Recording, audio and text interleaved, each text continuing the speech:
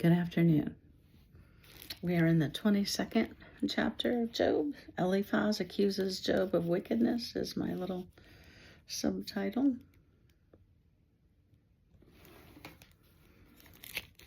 Sooner or later, we are going to get to Job 38.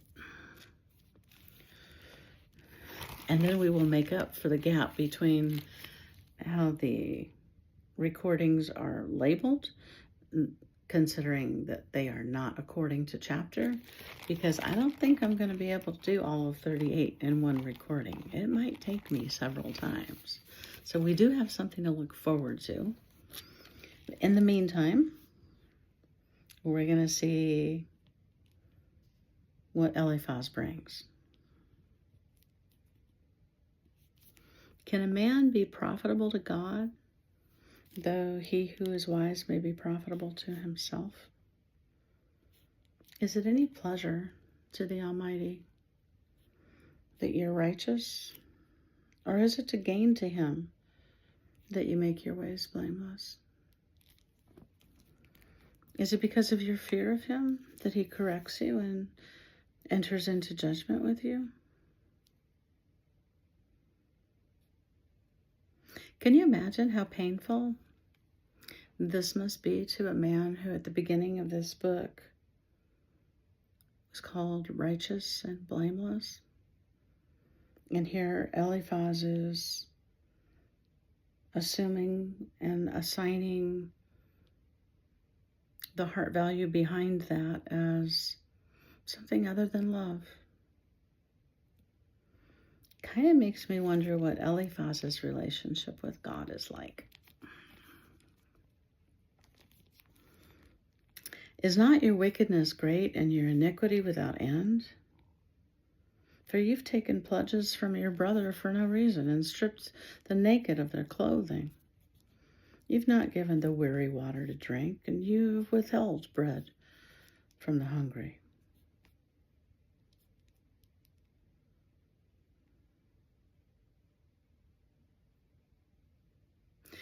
Is this the best time to bring these accusations, considering where Job is and what's happened to him?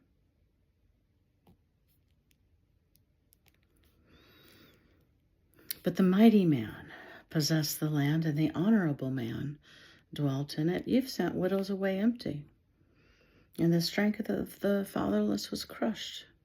Therefore snares are all around you, and sudden fear troubles you, or darkness so that you cannot see, and an abundance of water covers you.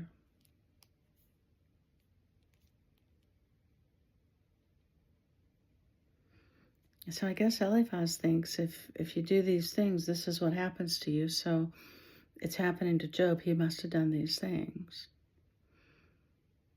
It sounds logical. I think it misses the heart of God.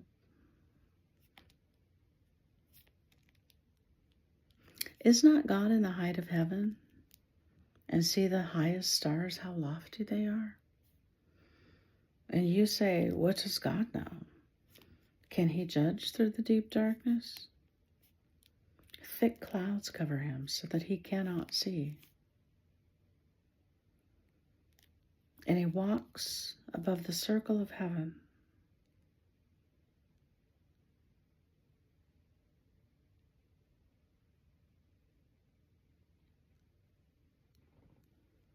He knows that God is big.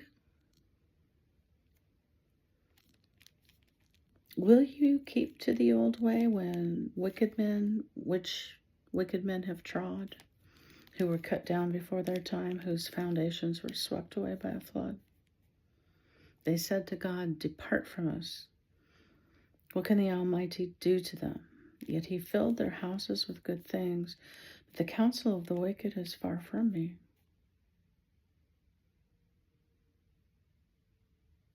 Ouch.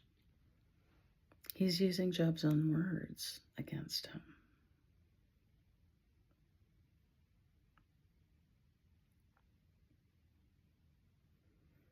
There is a thing in us that, our brains They like to solve things.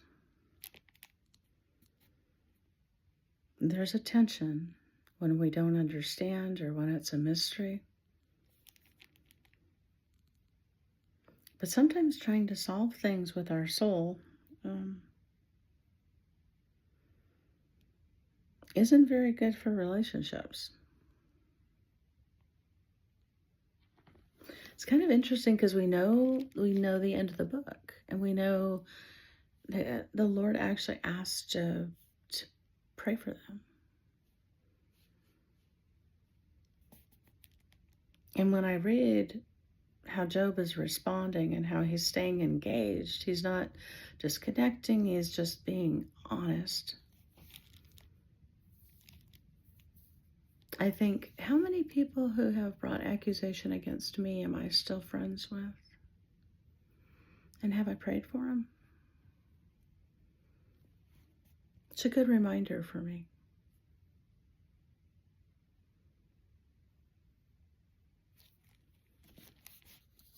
How many people have come into agreement with the accuser of the brethren regarding me?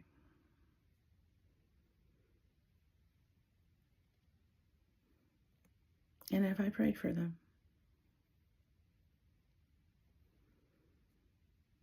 It perfects me in love, if I can do that. The righteous see it and are glad, and the innocent laugh at them. Surely our adversaries are cut down, and the fire consumes their remnant. Now acquaint yourself with him, and be at peace, thereby good will come to you. Receive, please, instruction from his mouth, and lay up his words in your heart. If you return to the Almighty, you will be built up. You will remove iniquity far from your tents. Then you will lay your gold in the dust, and the gold of Ophir among the stones of the brooks. Yes, the Almighty will be your gold and your precious silver. For then you will have your delight in the Almighty, and lift up your face to God. You will make your prayer to him. He will hear you, and you will pay your vows. You will also declare a thing, and it will be established for you. So light will shine on all your ways. When they cast you down and you say, exaltation will come, then he will save the humble person. He will even deliver one who is not innocent. Yes, he will be delivered by the purity of your hands. So I think Eliphaz wants what's good for Job.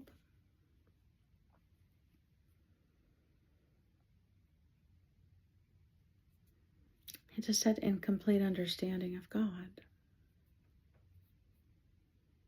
And he assigned stuff to Job's heart that wasn't true.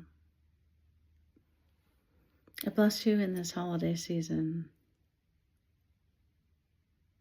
to not need to assign stuff to people's hearts.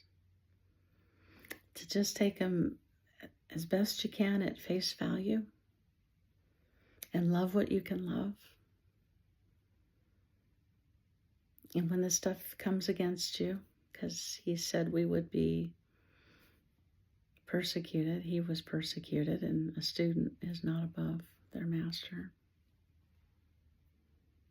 Pray for him. Not, not on purpose to heap coals on their head, right?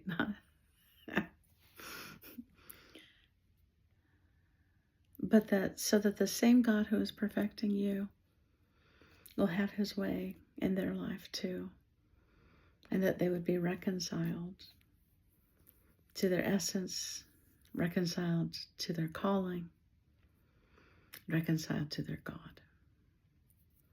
I bless you in Jesus' name today.